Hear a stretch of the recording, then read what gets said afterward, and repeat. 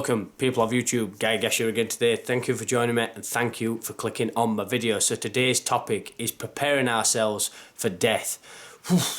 Nothing morbid, nothing scared, nothing to fear. It's the most liberating and most deciding factor in life that none of us can escape. We awaken, we are born, we live, we go through our journey and then we die, and that is the fact of life. And to prepare yourself for this journey of what life actually is, never mind what you learned at school, the curriculum, the culture, prepare yourself for actual life, which is you as a living creature who comes to pass.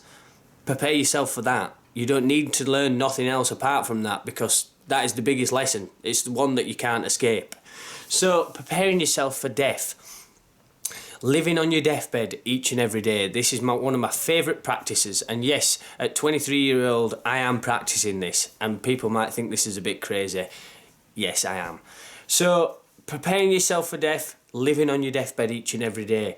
When that day comes, when we're laid on that bed and we've got all this family around us and it's it's his last moments, are we really going to be holding all them grudges? Are we really going to be kicking ourselves for all them mistakes? Are we going to be thinking about all them regrets? No, because none of that matters anymore, because it's coming to pass. All that's ending. Even the memory of it's all ending for you. So living on your deathbed each and every day is one of the most humbling practices you could do, and it's a factor that if you haven't properly thought about, maybe you should try, because I guarantee if you incorporate this into your life, similar to the way I have, you start seeing things quite minimal.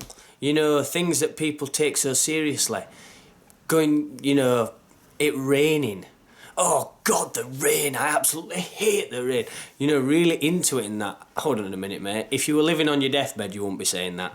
That's the kind of attitude and approach we're having. And that's the thing that I'm talking about in this video. Preparing yourself for death. Another factor that's a good way to prepare yourself for death is get a list of 25 things that you want to do in life.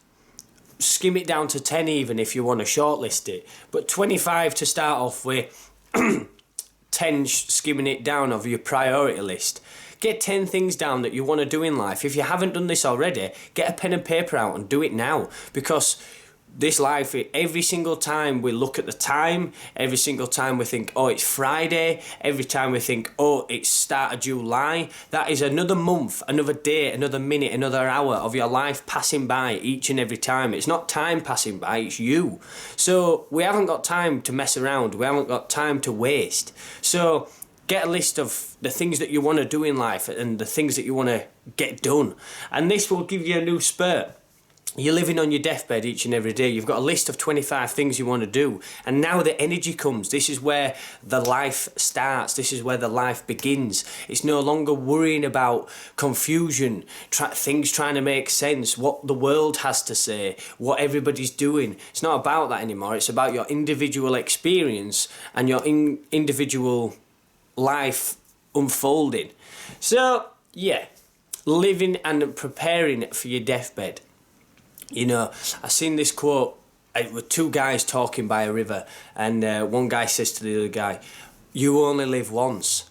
And then the other guy in response says, "No, you only die once, you live each and every day." So putting this into practice, you see a different appreciation of yourself, of your life, of the things around you, because we take it all for granted. We get into the habitual patterns of an alarm clock going off in the morning, going to work, coming home, seeing your family, your kids being annoying or whatever, your wife being annoying, your partner, your siblings.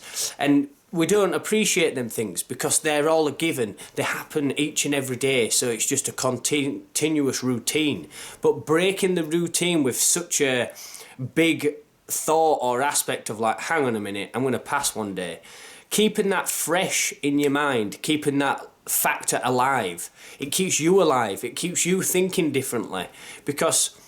And this is why I like talking to older generational people, like when I'm talking older generational people, I'm talking like when I used to do my milk round, or seeing an old neighbour or something. They might be 80, 85, and they're getting towards the end of their life. They are actually having to prepare for the end of their life. They're winding down for the end of their life. And talking to them, you get a different aspect. You get a different vision on what their life entails to you. So yeah, learning from different people, listening to different people, you get to understand more.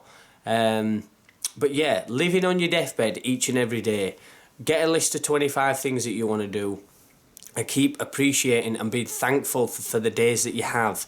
You know, like I say, another good practice I learned off online guru, Sadhguru. Every time you look at the clock, anytime you find yourself checking the time, blessing, I'm still here. I'm still here experiencing this life and giving thanks to life in that respect. Yeah, some people might think it's a bit hippie, some people might think it's a bit spiritual, but it is that kind of practice. Giving thanks and praise to life and being appreciative of life is being in accordance with it. You know, we're conscious.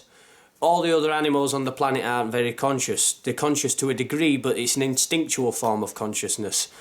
We're quite conscious in the fact of we're intellectual. We can speak, we can write, we can paint, we can get in touch with each other, we can talk, we can communicate. So becoming this conscious, we can actually do something about appreciating the life that we have. But if you're not doing that, then yeah, it's a sad event, and it's sad that you're not being thankful for the life that you have and that you've been blessed with. So yeah, just a few food for thoughts. It's not a grim, it's not a morbid video, it's quite a liberating video. It's something that will help, I believe, and make people realise that we're not here for a long time, and if you're not doing something about that, then maybe you should. As I always say on this channel, peace and love to anybody watching this. Make sure you take it easy. It's looking like the sun's coming out, so I'm off to go enjoy a good day on riding my bike. I hope you're having a good day. Make sure you're appreciating life, as said, and take it each day as it comes.